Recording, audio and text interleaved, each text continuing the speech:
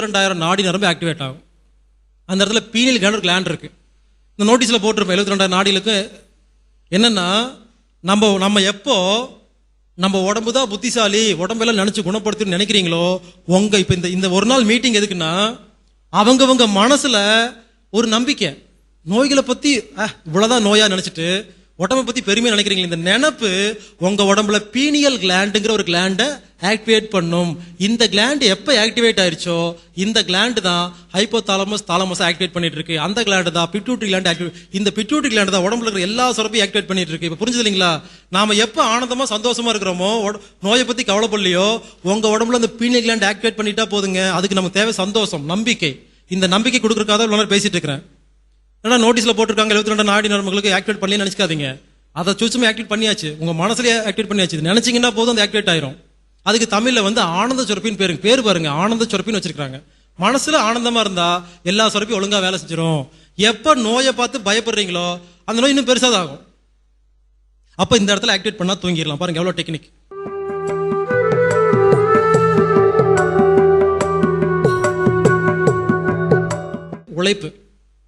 உழைப்புக்கேத்த உணவு, உணவுக்கேத்த உழைப்பு வேணுங்க. சரி, எப்படி கண்டுபிடிக்கிறது? நான் எவ்வளவு உழைக்கிறேன், எவ்வளவு சாப்பிடணும் தெரியாது.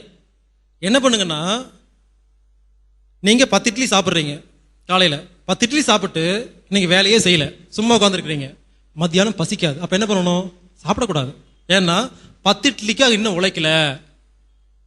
இதே 10 இட்லி சாப்பிட்றீங்க, வேக வேகமா ஒரு வேலை செய்யறீங்க, 11 மணிக்கு பசிக்குது, சாப்பிடுங்கன்னு சொல்றேன். ஒரு நாளைக்கு 3 நேரம் சாப்பிடணுங்கிறது யாரு கண்டுபிடிச்சா? நாம சும்மா வச்சுக்கிட்டோம். இது ஒத்து வராது. நான் என்ன சொல்றேன், எப்பப்பெல்லாம் பசிக்குதோ நீங்க சாப்பிடலாம். நம்ம சும்மா சாப்பிட்டு இருக்கிறோம், தேவையில்லாம சாப்பிட்டு இருக்கோம். பசி எடுக்கும்போது சாப்பிட்டு பாருங்க, அந்த சாப்பாடு ரத்தமா மாறும்.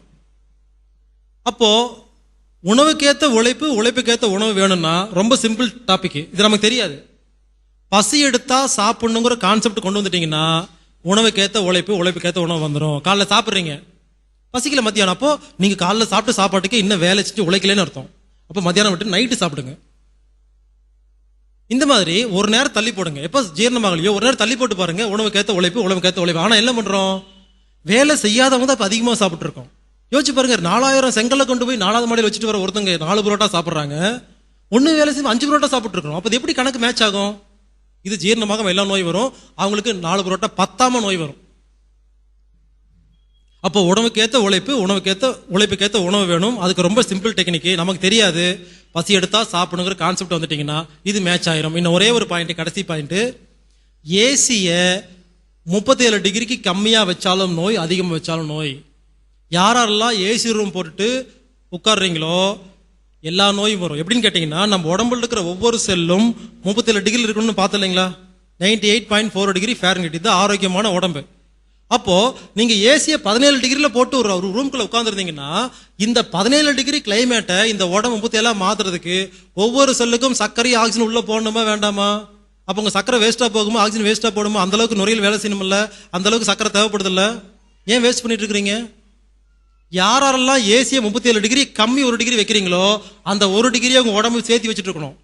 ஏசி எப்ப கண்டுபிடிச்சாங்கன்னா, எதுக்காக கண்டுபிடிச்சாங்கன்னா, 37 டிகிரி விட அதிகமா இருக்கிற கண்ட்ரீஸ்ல 37 கொண்டு வரக்கும், 37 விட கம்மியா இருக்கிற கண்ட்ரீஸ்ல 37 கொண்டு வரக்கா கண்டுபிடிக்கப்பட்ட மிஷின். இப்ப என்னாச்சு, ஏசி எது கண்டுபிடிச்சோன்னு தெரியாம எந்த ஏசிலும் 37 டிகிரியே கிடையாது, அதுல 30 தான் இருக்கு, அதுக்கு மேல இல்லவே இல்லை.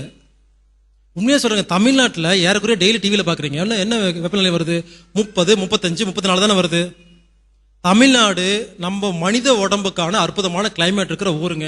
இங்க ஏசி தேவையில்லை. நீங்க சகாரா பாலைவனத்துக்கு போங்க, அங்க போய் ஏசி போட்டு உட்காருங்க, அங்க 37 போட்டு உட்காருங்க. இல்ல சுவிட்சர்லாந்து போங்க, மைனஸ்ல இருக்கும், அங்க 37 போட்டு உட்காருங்க. ஏசி கண்டுபிடிக்கப்பட்டதே 37 டிகிரிக்காக தான். அப்போ யோசிச்சு பாருங்க, நாம கம்ப்யூட்டர் ரூம்ல ஏசி வச்சிருக்கோம்னா புரிஞ்சுக்குங்க, உங்களுக்காக ஏசி வைக்கலங்க, கம்ப்யூட்டர் கெட்டுக்கு போகிறதுக்கு ஏசி வச்சிருக்காங்க, நீங்க கெட்டு போயிருவீங்க. ஐசியூல எல்லா ஆஸ்பத்திரியிலையும் ஐசியூல ஏசி போட்டு வச்சிருக்காங்க. எனக்கு கான்செப்டே புரியல.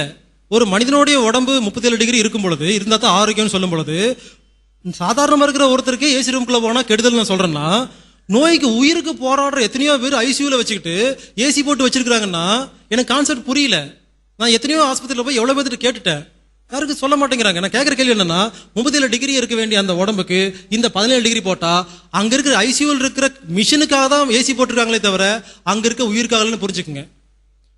அப்போ ஒரு உடம்புல இருக்கிற வெப்பநிலை 37 டிகிரி தான் இருக்கணுங்கிற ஒரு பேசிக் கான்செப்ட் தெரியாம ஐசியூல ஏசி போறத என்னால ஒத்துக்க முடியல.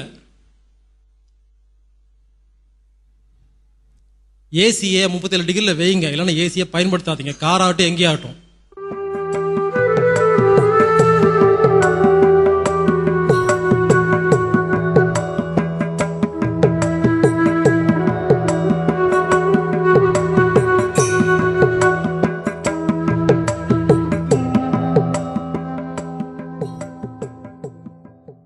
ஒருத்தர் ஒரு லாரி டயர் டியூப் புதுசா ஒரு கடையில போய் வாங்கிட்டு வர்றாரு.